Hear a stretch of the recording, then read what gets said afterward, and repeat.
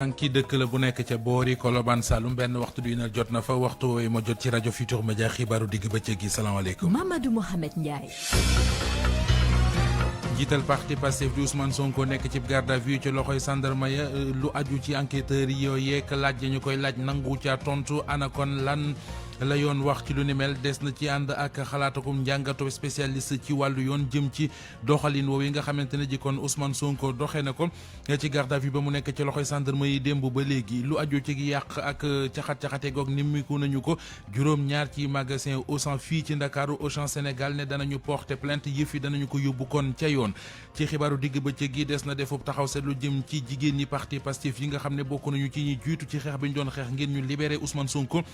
ñoo di ñan dinañ ci defub gëstu jëmee ci ñoom campagne bi jëm ci ñàkk askan wi ngir aar leen ci woppi coronavirus ndax wata taxas jëme genn wet di discrimination da ca am di ñàkk borom doole borom daraja yi bàyyi ñi nga xamante ne ji seen loxo jotu seen ginnaaw te ñu yittewoo ko ministère de la santé weddi ne loolee amu ca lu ci am dinañ ci indi ay leeral buñ ci noppee danañu dalal Georges Déthié Diop ci xibaar bi ci réew yi Cheikh Ahmed Tidiane Diagne moo ñuy faram-fàcceel xibaaru tàggat yaram yi danaa leen jukkilit as lëf ci yëglekaay yi xëy di génn bés bu nekk bu ko defee ñu jeexalee xibaaru digg bëccëg gi ak gis-gis tey jii liñ ci waxtaane mi ngi jëm ci développement yu mujj ci wàllu politique ci mbirum Ousmane Sonko ak Adji Sarr Alioune Ba moo nekk ci machine bi.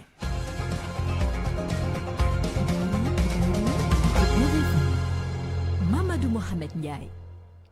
ci kàddu gi mbokki nuyu leen rafetlu ànd bi ak rajo Futurs Médias ni ñu ko junjoon ci bopp bi la ñu duggee ak yéen ci yàkkali gi dooree xibaaru digg bëccëg gi ak ginnaaw bi ñu tegee loxo kii di Ousmane Sonko démb ba tey ko ci garde à vue ma fanaan gendarmerie moom Ousmane Sonko moomee ma ngay wéy rek ba léegi ci bañ a tontu ci laaj yi nga xamante ne ji kon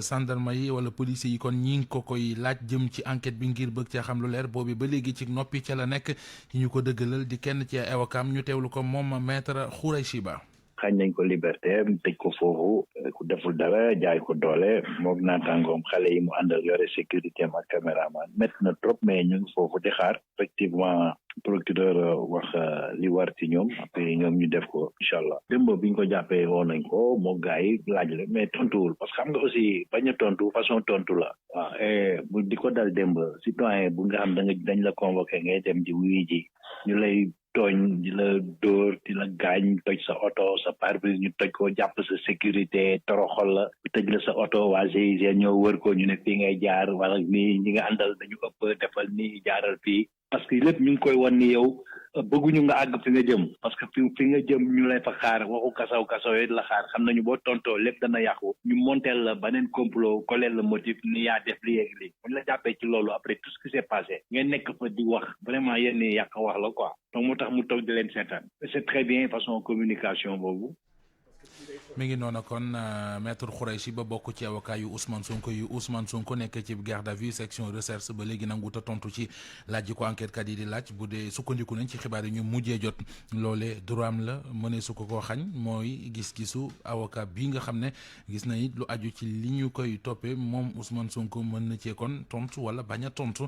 Barthélémy Ngam. ci lu bari yoon média yi dañuy faral di wax mbirum garde à vue dem sax ba mel ni umpatul ñu bari article 55 ak li ci tegu ci code de procédure pénale bi mesure préventive la jàppee garde à vue dafay tax ñu wàññi liberté wu nit ki dootul mën a dem dootul mën a dikk loolu nag jëm ci enquête wala boog instruction ci service police judiciaire bi di police wala boog gendarmerie bu ñu placé nit ci garde à vue li ñuy njëkk a def moo di xamal ko ba noppi nag wax ko li ko yoon may bu ñu ci paree ca la ñuy tàmbali enquête préliminaire bi bu officier de police judiciaire yi maanaam police ak gendarmerie defee enquête bi ba noppi dañuy def procès verbal jox ko nag procureur de la république waaye nag ki ñu téye di ko laaj bu ko neexee tontu laaj yi bu ko neexee bañ a tontu loolu yoon may na ko te loolu sax la kii di Ousmane Sonko def démb dafa lànk ne du tontu ci li ñu koy laaj droit wam la bu ñu sukkandikoo ci maître Moussa Sarr di avocat à la cour. ci kanamu police ou gendarmerie ñuy def enquête préliminaire mbaa ci kanamu juge d'instruction mbaa ci kanamu tribunal correctionnel bu ñu ko war a acté ou chambre criminelle kooku ñu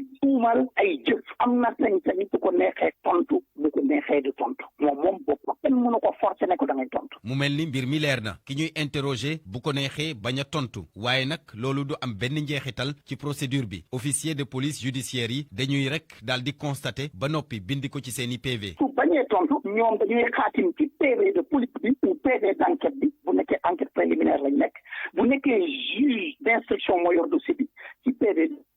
bu nekkee tribunal ci dossier tribunal ak le plus de d'audience ci la ñuy ki nga xam ne ñu ngi koy déglu bañ na ne du tontu te sañ-sañam la kenn mënu koo forcer mu tontu. garde à vue bu ñu sukkandikoo ci code de procédure pénale bi 48 heures maanaam ñaari fan lay def mën nañu ko nag yokk benn yoon bu ñu ca paree nag ca la ñuy jébbal nit ki procureur de la république. ñu wax ay manifestation yoo xam ne am na jamono ji ci diwaanu Bignona am na sax benn station Total boo xam ne lakk nañu ko fa.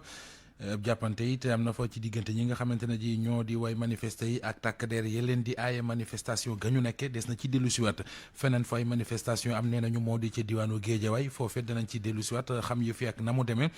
ak suñu ndaw la fa di Oumar Mbow. magasin Auchan yi nga xam ne kon caxat nañ leen naka démb ci manifester yu amoon fii ci diwaanu Ndakaaru direction générale bu groupe Auchan fii ci Sénégal ne yëf yi kon duñu ko bàyyi mu jàlle noonu danañu ko yóbbu ca kanamu yoon ndax it lu ëpp tuuru Nafissatou Sylla. donc tristesse la man damay condamné li nga xam ne moom mooy saccage ak pillage suñu magasin fii nii si biir Dakar. loolee di kàddu yu njëkk yu direction générale bu Auchan Sénégal gannaaw ba ñu caxatee juróom-ñaar ci seeni boutique fii ci Ndakaaru Pape Samba Diouf di responsable communication bi naka ne mbir mi da koo bett ba tax mu am ci njàkkare. ci loolu am benn collaborateur boo xamante ne agent de sécurité la dafa perdre partiellement ñaari baaraama ndax may xamal ni hier du France la ñu attaqué. ay sénégalais la ñu agressé moom moo tax man dama triste dama am jaaxare te mosuma yaakaar ni dinañu offrir au monde image de pillage yu ni mel mosuma ko xalaat fii nii si dëkk. mu doon attaque yoo xamante ne nag entreprise française bile ne fasul yéene benn yoon bàyyi ko mu sedd. Auchan am na ay éléments de preuve yoo xamante ni mën na ko utiliser pour donner une suite judiciaire à ces actes dinañ si yegg fi ñu ci waree yegg suñu ay dirigeants dinañ def li si war incha allah instant bi liñ ci mën a wax moom mooy am nañu ay éléments de preuve yoo xamante ni potentiellement mën nañ ci identifier ay nit ay sàmbaboy wante li ñu amagum yëpp duñ ko waxagum mais bis bu jotee ñëpp dinañ ci teg seen bët justice suñ fa demee mu def liggéeyam sur la base des éléments yi ñu leen dox ak yi ñu am fekk ndax lu ni mel foog ñu leeral ndax c'est pas normal ñuy jël di menacer ay emploi yoo xamante ne ay sénégalais ñoo fay nekk. bu ñu sukkandikoo ci responsable communication bi le jëf yi lee ñu teg ci kaw Auchan Sénégal mënul tax benn yoon ñu am yëg-yëg ni dañ leen di xokkatal wala sax ñu fexe leen a génnee réew mi ñoom jamono ji leneen la ñu tàll. pour le moment ñoo ngi nekk sur le terrain di évaluer préjudice bi ñu subir suñu magasin yi ñu lakk yi ñu incendier yi ñu pillé donc ay piliers bagages dem donc nekkagul à l'ordre du jour tudduñu ko sax benn yoon. fi ñu toll nii nag direction générale bu Auchan di dalal xelu clientam yi daal dina gën a dooleel lépp lu aju ci kaaraange ci yeneen i magasin yi fi des. manifester yi woon démb tey ji Ndakaaru foo xool gis fa anam wu ñaaw ak melokaan wu ñaaw quartier yu ci mel ne HLM boo fa jógee ba bopp askan wi ngay romb daal li xewoon démb ñu ngi koy ñaawlu di nit yuy dajji ay boutique lu ci mel ni boutique gu Auchan yi dugg fa jël marchandise ma dem seen yoon am ci ñu yegg ba ci taal station essence ñu ne loolee mi ngi mel ne yore sawara di ko fowe ngànte la ci sa kaw rek lay mujj na gune yi dellu si seenum xel loolee moo gën a fës ci seeni kàddu ak seeni yëg-yëg Salimata Aw ñu bëri jot nañ ci image yi ak si buntu magasin Auchan bu HLM ay xale taxaw ci buntu ba di seetaan ñoom ñooñee ay élèves lañ dañ leen a teel a wax ñu ñibbi seen kër ngir kaaraange gu mat ca biir magasin ba nag ab vigile moo fa ne ak ngandam xàcc kenn du dugg kenn du génn. waa ji dëkkee ca pegg ga moom di ñu xamal ne lii du manifestation ab càcc dong lañ ko mën a tuddee. muy waxante dëgg ñi ay sàcc kese ñoo fi nekkoon. Sonko nee na c'est des pacifistes ñun on est déçus parce que yow doo ne tu prônes le pacifisme ba pare di appeler à l'insurrection gars yi nekk di sàcc di rajaxe di agressé. puis ñi ci dugg nañ si oto ñu wàcce leen si oto yi agressé leen si biir car yeeg tout on a tout vu fii ay c'est-à-dire que mel na ñu ne ñu ëllëg moom la ñuy wax suñu dëkk. non mais je suis désolé. ci quartier bi ba tey ay ouvrier ña ngay def seen kenn kattan ngir dajale desitu weer yu toj ci arrêt bus yi ñoom nag nee nañ bañ tàmbalee ba léegi lu ëpp 20 la ñu wàññeegum te pareeguñu.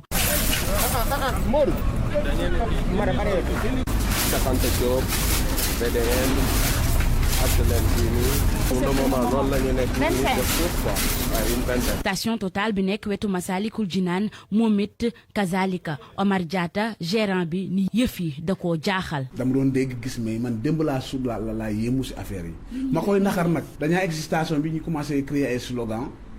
dem jëli fële ay matt parce que matt yële wala yeneen matt jël ay xeer défoncer porte bi toj vitre yëpp ñu dugg si boutique bi jël lépp lu fa nekkoon boutique baa noonu fees del ba si réserve. après pompe bale tamit bu nekk excentré bu dañ ko daaneel bëgg ko taal ñun ñoo ci sama riverain ñoo ñëw fay affaire parce que station bi nag lu ñu xamul mooy station bi su tàkkoon ñoom ñiy taal station bi ñoom ñooy njëkk en pâtir parce que ñoom ñooy des station parce que bombe la. mu mel na quartier yépp ku si ne jot na sa wàll ci nar wi activité yi nag fi mu toll nii ma ngay tàmbaliwaat wante ak tiit gu rëy. manifesté yi woon démb fii ci Ndakaaru am lu ñu fa seet lu ñu bari di ko waxtaane mu di nit yu ñu gis ñu yor seeni yat di boromi doole nekkoon ci wetu police ak gendarmerie ba léegi xamuñu ñooy ñan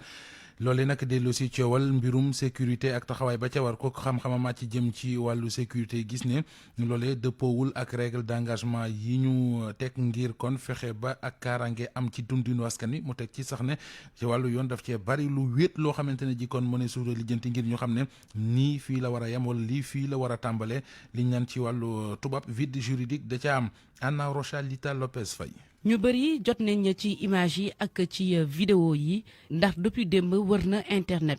ay xale yu góor sol ay tenue yor ay gannaay yoo xamante ne méngoowul dara ak police bokk ñoom itam ci opération mi nga xamante ne takkadeer yi tàmbali woon nañ ko ngir dal dellu si waat ci mbeddu Ndakaaru yi mu doon lu garaaw ci gis-gisu Mamadou Lamine Ndour nekk ku xam-xamam màcc jëm ci wàllu kaaraange. booy dajee ak nit ñoo xam ne dañuy manifester dafa am ay règle li ñuy wax règle d'engagement yoo xam ne moom ngay war a topp mais li am démb mooy que ay nit ñoo xam ne la dañoo ñëw oto yi leen andi bokkuñ ci ñun suñuy force ñaareel bi mooy tenue yañu sol bokkul ak ñun suñuy force ñetteel ba mooy gànnaay yi ñu yor du suñuy gànnaay ñun suñuy force de police et de défense loolu nag moo ci grave loolu nag c'est un précédent boo xam ne dafa grave parce que lii am ni mun na am beneen yoon ci beneen ampleur. ndoxteelu année 60 yi ba léegi wéy politique yu bëri dinañ jëfandikoo ay nervi problème bi dëgg-dëgg mooy vide juridique ak institutionnel bi nga xamante ne borom xam-xam bile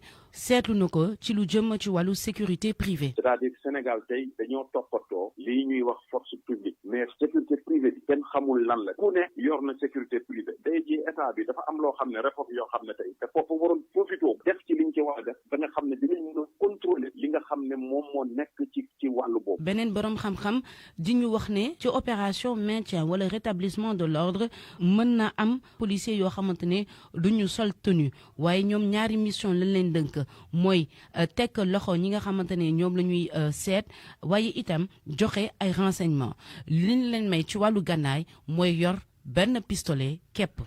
rajo Futur Média xibaaru digg bëccëg gi 13h13. ak RFM kumpa jeex na.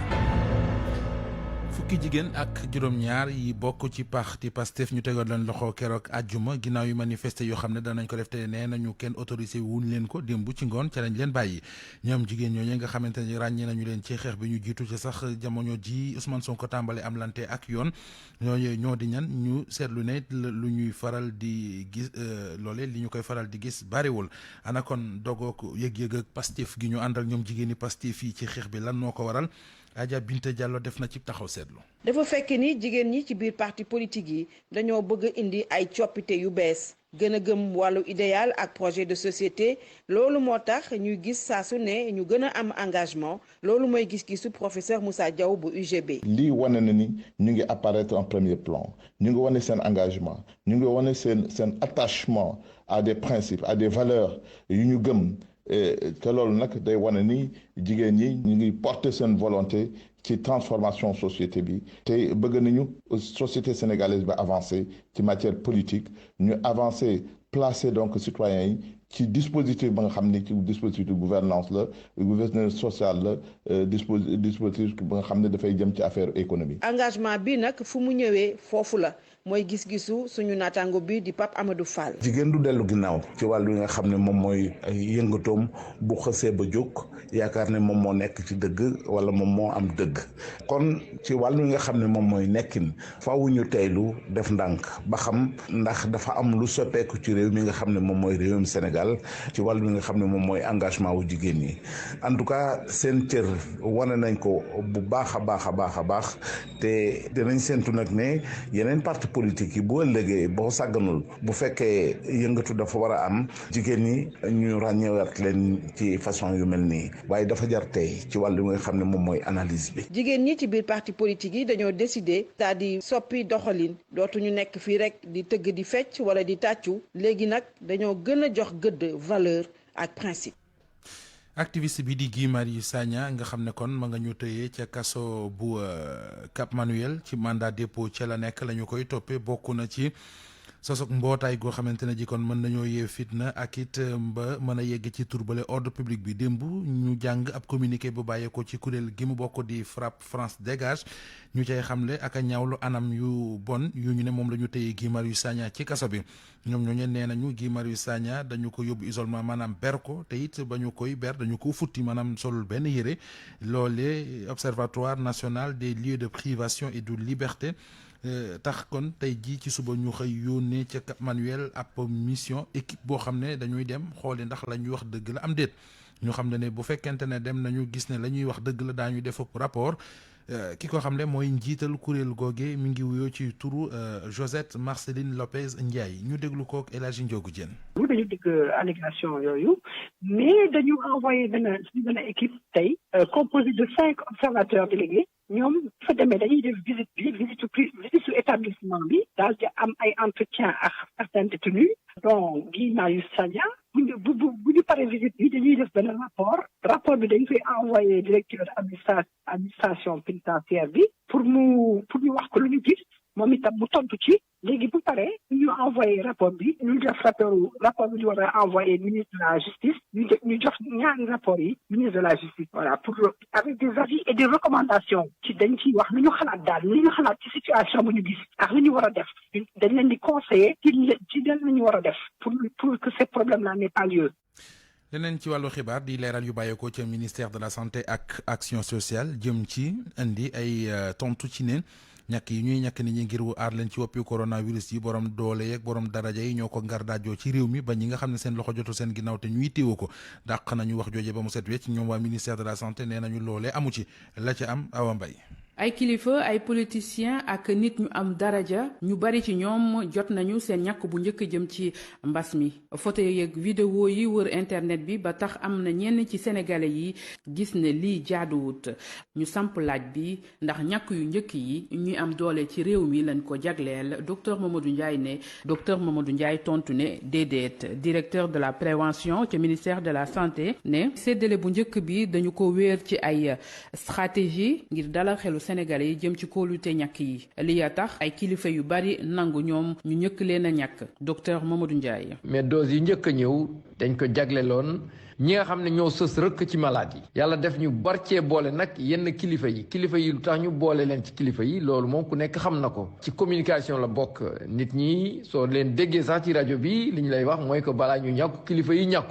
yi ñàkk nañ ne ñoo xam ne kilifa diine kilifa aada yenn ñi nga xam ne aussi am nañu baat wala xam nañu leen loolu yépp pour jàppale ñu ci communication bi parce que boo gisee vaccin yi xel dafa commencé woon tey parce que saay yi dañ cee bëri woon di wax ñi nga xam ne am na ñoo xam ne dañ ciy wax dëgg ñeneen ñi wax ne lu dul dëgg dañu xam ne rek loolu communication la woon rek. Sénégal jot na ñaareelu ariwaas jëm ci ñàkk yi docteur Mamadou Ndiaye ne dina leen may ñu gën a yaatal pour ñi ko soxla ñu mën cee jot. am nañu 324 000 doses ñëw na donc dinañu gën a xuus ci ñàkk askan bi yoon dinañ ci boole képp ki nga xam ne ku am juróom-benn fukki at jëm kaw fekk yaa ngi sooxaale beneen feebar noonu la ñuy def rek ba ñëpp mot te aussi balaa at bi jeex incha allah lu toll ci 8 millions juróom-ñetti millions doses dina ñëw dina ko ëpp sax te xam ngeen ne loolu su amee mun nañu wax ne que ñi ko gën a yeyool principalement tey ñu tënk leen ci suñu plan bi ñoom ñëpp dinañ ci jot. séddale bukki la askan wi di bañ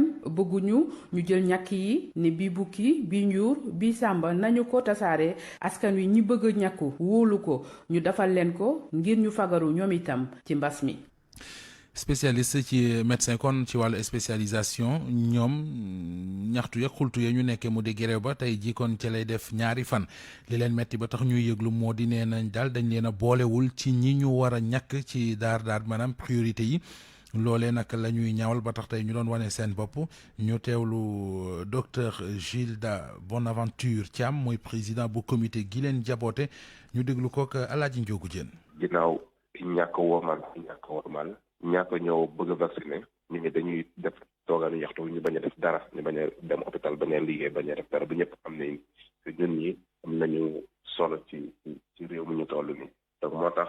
tey ak suba duñu liggéey et gis nañu ne hôpitaux yëpp yu ñuy nekk dèjà demuñu liggéey tey malheureusement nag du lu ñu nekk parce que suñu mbokk suñu yaay ak suñu papa yi suñu rakk yi ak mag yi feebar dañu mën a toppatoo tey mais il faut que aussi yenn saa yi nga yëglu pour que nit ñi mën la respecter mën la jox sa cër. dégg nañu ministère de la santé jaarale ko ci directeur de la prévention xam na ne agent de santé nekk en première ligne yëpp daañu la ñàkk bokk ci yenn médecin en spécialisation yi xanaa kàddu yooyu dalu seen xel. xam nga dañuy naan lu yëngu la ko yëngal la ko ëpp doole directeur de la prévention bu jógee ba ne dañuy vacciner day fekk da am lu xew donc su ma juumul ñàkk bi ñu koy commencé depuis le mardi passé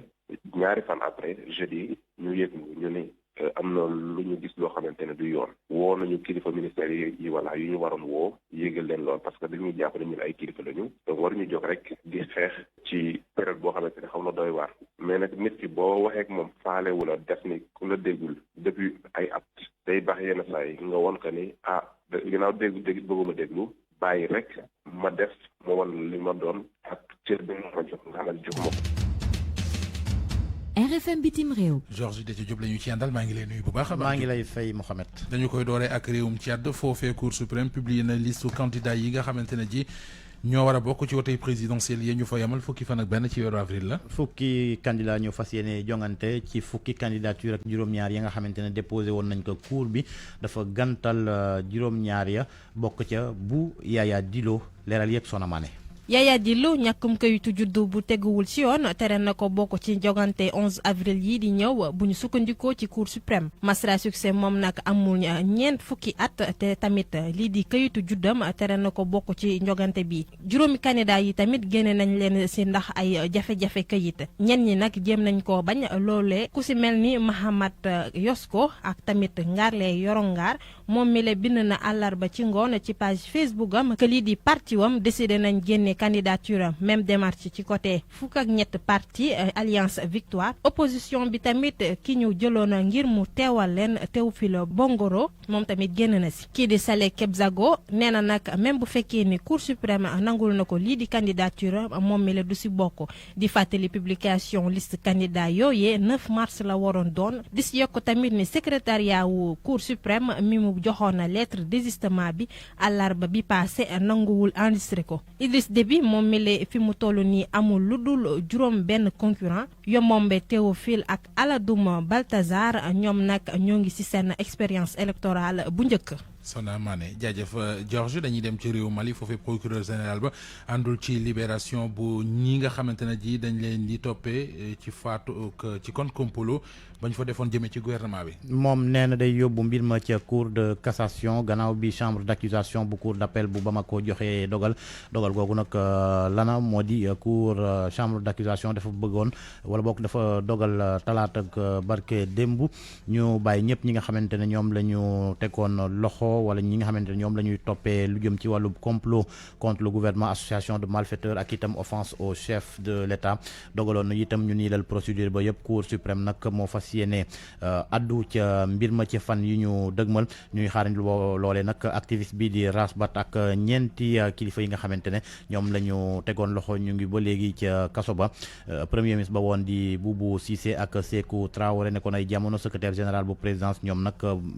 ñu ngi ci liberté ca République démocratique du Congo fukki civil ak ñaari nit ñu yoroon ay ngànnaay bokkoon ci ab cong ñoom ñoo ñàkk seen bakkan ci cong googu am ca marché bu Ituri ca nord-estu dëkk ba cong nag mi ngi am talaata ñu ne nag groupe armé bi di force démocratique alliée di ADF moo ko def. Verdict ba daan na ci mbirum Karachi ca France premier ministre ba woon di Edouard Balladur moom dañ ko seetal wécc bàyyi ko ci li nga xamante ne moom lañ ko doon toppee maanaam soupçon de financement occulte ci campagne présidentielle am atub 95 ancien ministre bi di François Léotard ancien ministre de la défense moom nag teg nañ ko daan ñaari atu kaso yi nga xamante ne du ko tëdd ak amende 1000 euros lu ko waral nag moo di abus de biens sociaux maanaam complicité loolu lañ jàpp ne moo tax bu ñu teg ko yooyee daan tey ci suba la cour de justice de la république joxe googee dogal jeexaleeg wër-gi-yaram ak mbas mi coronavirus bi Rwanda moom mooy réew bu njëkk ci Afrique mi jot ci vaccin yi di yu Pfizer BioNTech téeméer wala 100 000 téeméeri junni waaw téeméeri junni dose ñoo wàcc ci l'aéroport bu Kigali. Georges koor gi teel naa metti de demagul fenn ngay perte mémoire jërëjëf Diop. RFM Sport.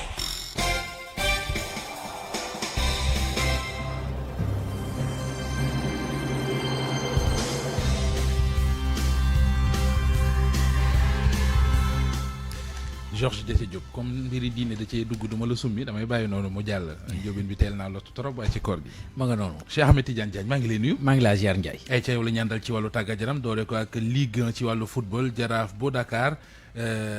dafa wane boppam daa mel ne de waaw ci dafa maanaam wane na boppam waaye ci yeneen anam d'accord voilà kay Ndiaye mi ngi noonu ndax ñoom dañoo daal di tegle mooy li malal naan demul céng dikkul ngaay ma nga noonu nag ndax dañoo tegle ñaari défaite ci gile championnat donte nag amoon nañu yaakaar lool ci ñoom gannaaw ba ñu qualifié ci li nga xamante ni daal moo di coupe confédération africaine des clubs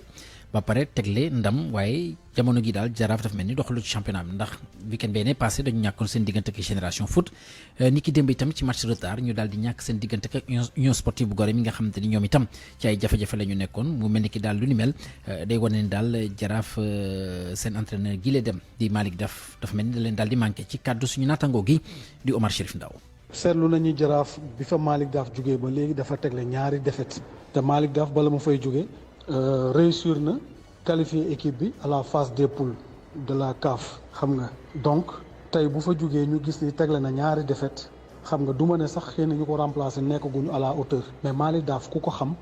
ni c'est un meneur d'homme c'est un gagneur Malick daf lay inculquer moom ce qu'il sent xam nga waaw Malick il peut prendre un joueur moyen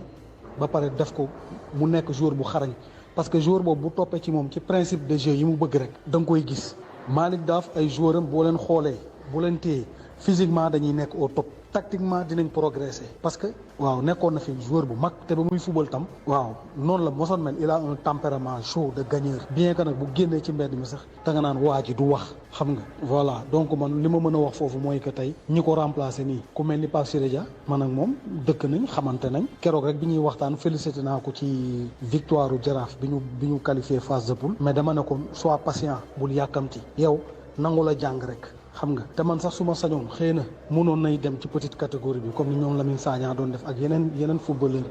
nga dem tàggat foofu sa bopp parce que boo tàggatee sa bopp ci ay xale parce que tàggat xale moo gën a métti mais boo demee ba am patience boobu seen maîtrise laa rek boo yéegee ci kaw du am benn problème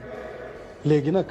comme nee nañ Cheikh Gueye dafay ñëw nañu xaar ñu xool tam li mu mën a indil Jaraaf mais en tout cas moom ki fiy ñëw pour remplacer Malick Daf il faut que mu jéem a def lu sut Malick Daf li mu doon def gis nañu daal ba mu fa jógee ba léegi absence am moom fay feeñ. Malick Daf moom mi daal di ànd ak équipe nationale cadette bu Sénégal ca Coupe d'Afrique ba ñu na ma amal ci semaine bi nii di ñëw foofule ca Maroc Sénégal nag dana fa daal di ne ci yoon gi nga xamante sax ña nga ci woon ngir daal di gutali foofule Maroc kii di njiitu fédération sénégalaise bu football di maître Augustin Senghor daal na leen nemmeeku daal leen taatagal ba pare daal di leen ñaax ci yoon wi ngir ñu mën a def ni seen naataango defoon ko ni ñu ko defee woon ci jamono yële weesu woon ba qualifié ci li nga xam ne sax moo di wàllu coupe du monde ñu déglu ko maître Augustin Senghor ci site fédération sénégalaise bu football. C'est une équipe U17 qui retourne à la CAN après. équipe bu Sénégal bi nag day delluwaat ci Coupe d'Afrique des Nations ñaari at gannaaw ba bañ ko defee woon itam seen i morom jotoon qualifié ci li nga xamante ni sax moom moo di finale gi Coupe d'Afrique des Nations daal di qualifié tamit ci li nga xamante moo di Coupe du Monde ñun nag ci yoon kooku lañ leen indi daal di leen taatagal ba pare ngir ñu mën a def seen kéem kattan qualifié ci li nga xam moo di finale lu mu gàtt-gàtt loolu daal lañ leen daal di ñaax. participer au tournoi qualificatif de la zone IFOA. gis nañu équipe bu Sénégal gi daal di nañu qualifié ci li nga xamante moo di kooku les tournois ndax ndam bi nga xamante am nañ ko ci tournoi IFOA bu ñu ko doon amal fii loolu rek lañ leen naan ñu ko daal di ko def ñoom itam. kooku nag di Augustin Senghor di njiitu fédération sénégalaise bu football Mohamed. des ba léegi ci wàllu football waaye bi la yoon biti réew la ñu jëm foofee fële ci Angleterre tey danañ fa football max bu am solo. waaw diggante Liverpool lay daal di doon ak Chelsea ñaari doomu Sénégal di jàkkaarloo moo di Sadio Mané di attaquant bu Liverpool ak Edouard Mendy di góol bu Chelsea match googu nag nañ ko daal di amal ci bu 20h15 jotee tombeek ñuy jeexal seen 29e journée gi seen championnat ñaari équipe yi nag fi mu toll nii fu ñu féetee ci classement bi Chelsea juróomeelu place bi benn poñ cote la daal di rawee Liverpool féetee ci juróom-benneelu place bi waaye laata loolu 18h ñaari jongante West Bromwich Albion ak Everton féetee ci 7e place bi Tottenham bu Mourinho moom nga féetee ci juróom-ñetteelu place bi moom dana fekki Fulham ca dëkkam Njaay nag sa équipe nag laa xamul jamono gi fu mu féetee. Arsenal ma nga fa mu nekk. ma nga ca digg classement. way wuy këpp gaal des ko way ci tefes Cheikh. ma nga noonu ñu ñoti rek. waaw ma nga noonu yéen ngi buuxante daal. ñu daal di waxtaanee championnat bu Italie Serie A bi 25e journée tey jii ci ngoon 19h45 féetee ci place bu njëkk bi moo di Inter de Milan moom dana fekki Parme ca dëkkam équipe boobu la nag Inter de Milan. que leen gën a tey ci place googule moo di doomu Belgique bi di Romelu Lukaku mi nga xam te ni moo di seen buteur ñoom nag jamono gi ñetti poñ lañ dal di rawee geneen équipe bu Milan bi di Milan AC demi-finale retour Coupe du Roi d'Espagne tey ji ci ngoon 20h diggante Levante lay daal di doon ak Athletic Bilbao match aller bi nag ñaari équipe yi 1-1 la ñu defoon ka ci am ndam di nga taseek ñii di waa FC Barcelone mi nga xam te ni démb daal dinañu wëlbati mbir yi mujj daan ñii di waa FC Séville ñetti bal ci dara donte nag Séville ba ñuy door jógi lay jongante ñoom ñoo mëne woon 2-0 ci li nga xam te ni moo di match aller ba waaye ci mujjantal remontada bi daal dinañ ko def ba tax na fi mu toll nii am na ñu bëri ñuy tàmbalee xalaat ni xëy na diggante FC Barcelone ak ñii di Paris Saint-Germain match retour Ligue des Champions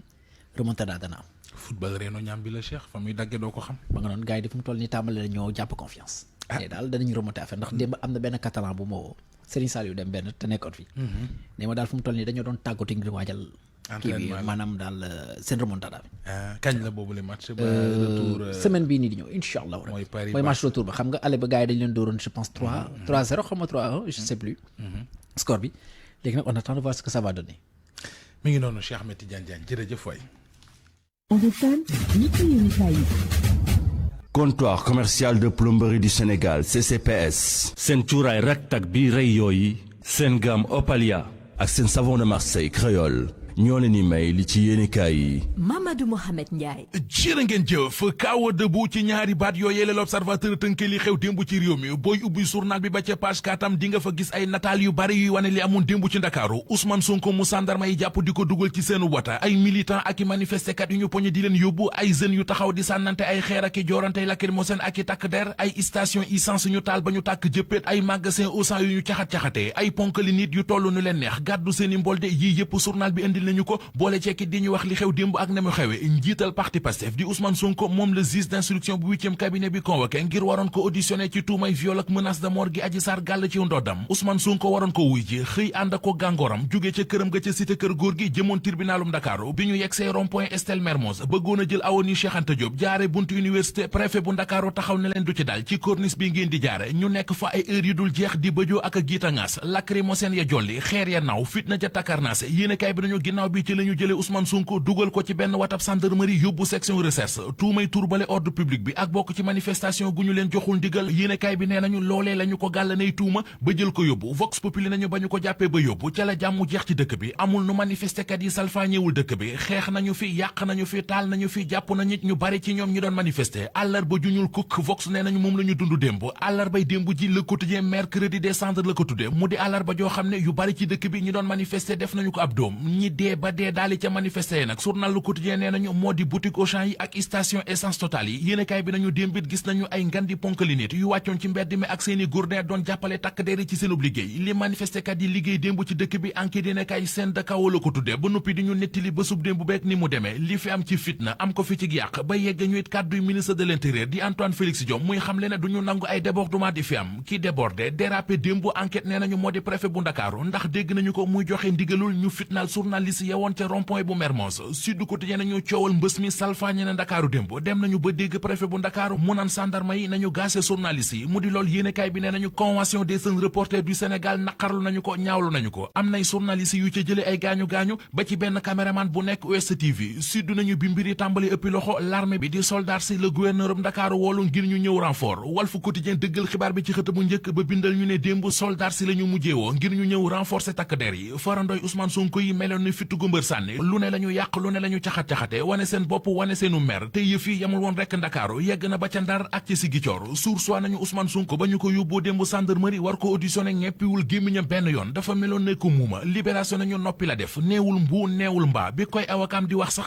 li mu leen ci tegal moo di dafa yomb torop journal bi nañu gendarme yi bi ñu koy laaj nu mu tudd ak it mu wax leen mooy kan Ousmane Sonko tontuwu leen benn yoon yéenekaay bi nañu teddu moom rek ndax ñaari garde corps yi ñu jàpp ak caméraman bu jot na TV bi ñoom it bi ñu yeggee gendarmerie bi leen gendarme yi di laaj ubbiwuñu seen gémmiñ benn yoon ubbi leen sursoi yéenekaay bi indi nañu ay leeral yi moo di moom Ousmane Sonko coowal mbës mi taxoon ñu woolu ko waroon ko auditionné ba lii lépp xew ci léegi nag bala koy juge bi di mën a woowaat il faut que da koy joxaat beneen convocation ngir mën ko auditionné ki ñu woolu woon démb auditionné ko di Ndeye Khady Ndiaye borom salon bi di Sweet Beauté l'Observateur nee nañu ci contrôle judiciaire ci la mujj waaye juge bi nee na ko li fekk yoon parewul ci yëf yi ba yëf yi jeex bu ma la déggati nga wax ci en public nee na ko it weer wu nekk àjjuma ja ca njëkk na nga ñëw fii tribunal signé